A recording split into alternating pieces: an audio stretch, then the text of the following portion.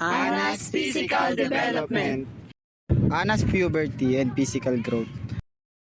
At the beginning of Frozen, we see Anna as a playful child full of energy. However, as the movie transitions from her childhood to young adulthood, she undergoes significant physical change due to puberty. Growth spurt and changes in body proportions. One of the most noticeable changes is Anna's growth spurt. During puberty, she grows taller, her limbs become longer, and her body proportion shift from a childlike form to a matured young adult. According to Tanner's stage of puberty, this occurs in stage 3, wherein rapid height and muscle development takes place. Secondary sexual characteristic. As puberty progresses, Anna's secondary sexual characteristic also begins to develop. She gains more feminine features such as defined waist, developed hips, and mature facial structure. Her voice also slightly deepens, becoming more stable compared to her childhood tones. I love you, Oma!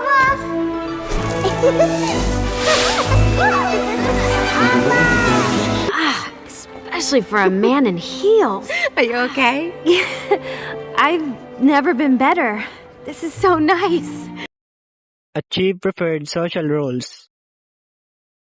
Anna also achieved her preferred feminine but have a slight masculinity social role. In the movie, we see her to be cute and flirty to Hans, but at the same time, climbing mountains, running long distances, and even engaging in physical combat. Please tell me I'm almost there. This aligns with Havighert's developmental task, which states that young adults must achieve his or her preferred social role. Anna's cognitive development. Early childhood or pre-operational stage, ages 2 to 7 years old. Anna as a child, we can already see that she has egocentrism. It is a normal characteristic of child based on Jean Piaget theory. She doesn't fully understand why Elsa refuses to play with her, wherein she's not aware of Elsa's struggles. Concrete operational stage, 7 to 11 years old. Anna demonstrates empathy by recognizing Elsa's fear and isolation. At this point, children start to understand other emotions, but in the absence of knowledge about Elsa's power, Anna is unable to entirely comprehend her sister's fear. Formal operational stage, 12 years old and above. Anna shows empathy and selflessness by sacrificing herself to protect Elsa. Before, she's struggling to understand Elsa's isolation, but at the end, she now fully understands Elsa's emotional needs and space. When she sacrificed herself to save Elsa, shows advanced emotional intelligence and moral reasoning.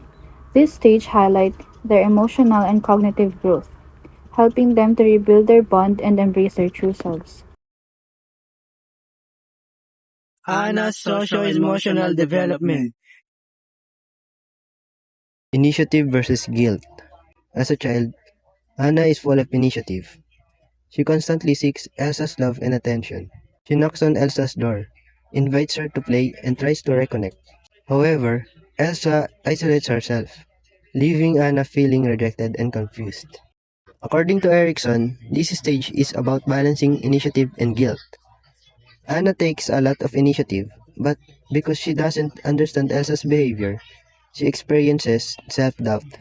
However, when Elsa finally embraces her, Anna achieves equilibrium. She now understands she was never at fault, allowing her to develop the virtue of purpose. Identity versus role confusion.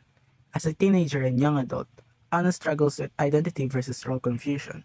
She craves love and belonging, leading her to trust Hans instantly. She believes love is immediate, showing an imbalance towards seeking validation rather than self-discovery.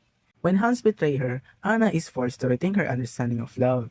She realized that it is not about quick romance, but about trust and time.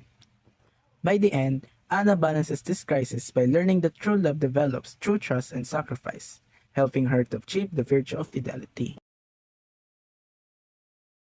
Intimacy versus isolation. At first, Anna struggles with intimacy versus isolation. After Hans betrayed her, she could have shut herself off from love entirely. She also feels uncertain about Elsa's love for her. But in the end, Anna finds balance, not through romance, but by choosing to sacrifice herself for Elsa. This moment teaches her that love is not about receiving, it's about giving. Through this act, Anna fully embraces the virtue of love, realizing that deep emotional bonds, whether with family, friends, or romantic partners, are built on trust and selflessness.